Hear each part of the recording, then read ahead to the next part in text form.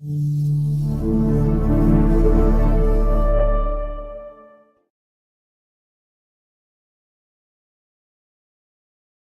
vous préparez et effectuez le scan nécessaire à la planification d'une pose d'implant, les informations recueillies doivent impérativement être exactes.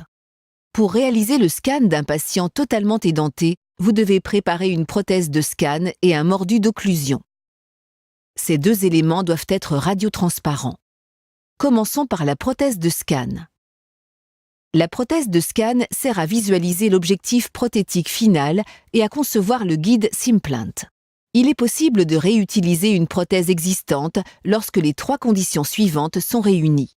Le montage esthétique représente l'objectif prothétique final.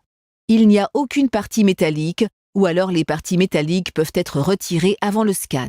La prothèse est bien ajustée ou peut être rebasée pour s'ajuster à la bouche du patient. Si ces conditions ne sont pas réunies, le laboratoire dentaire doit créer une copie du montage esthétique diagnostique. Pour pouvoir visualiser la prothèse de scan pendant le scan, vous devez ajouter des repères de double scan qui peuvent être commandés à Dentsply Implants.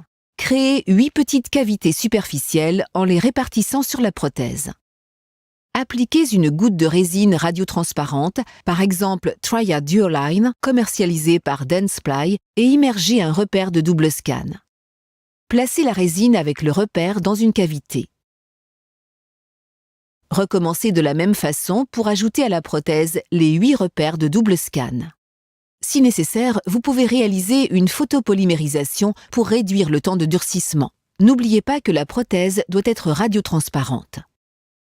Vous trouverez des informations plus détaillées sur la préparation de la prothèse de scan sur le site mysimplant.com. Vous pouvez également utiliser le site mysimplant.com pour partager ces informations avec votre laboratoire dentaire.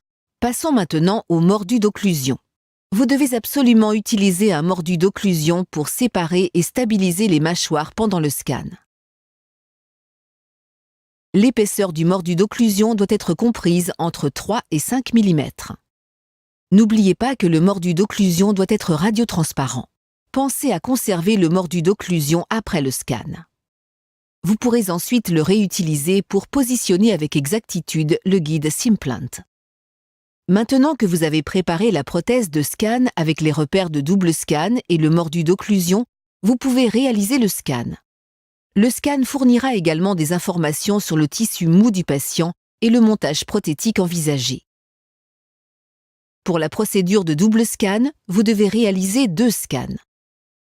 En premier lieu, scannez le patient portant le mordu d'occlusion et la prothèse de scan avec les repères de double scan.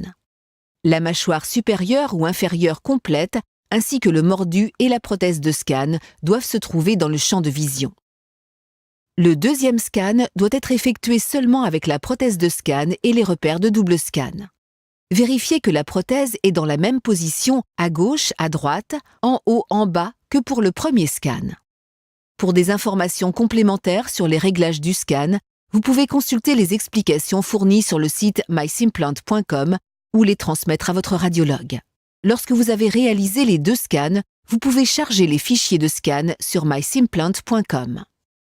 Un bouton permet de charger les fichiers de scan du patient et un autre bouton permet de charger les fichiers de scan de la prothèse. Vous pouvez également envoyer les fichiers de scan par la poste à Simplant. Dans ce cas-là, vous devez cocher la case correspondante sur mysimplant.com. Voilà, vous savez préparer un mordu d'occlusion et une prothèse de scan avec des repères de double scan et aussi les utiliser dans la procédure de double scan. Mais n'oubliez pas que la réussite de tout le processus repose sur l'exactitude des informations recueillies.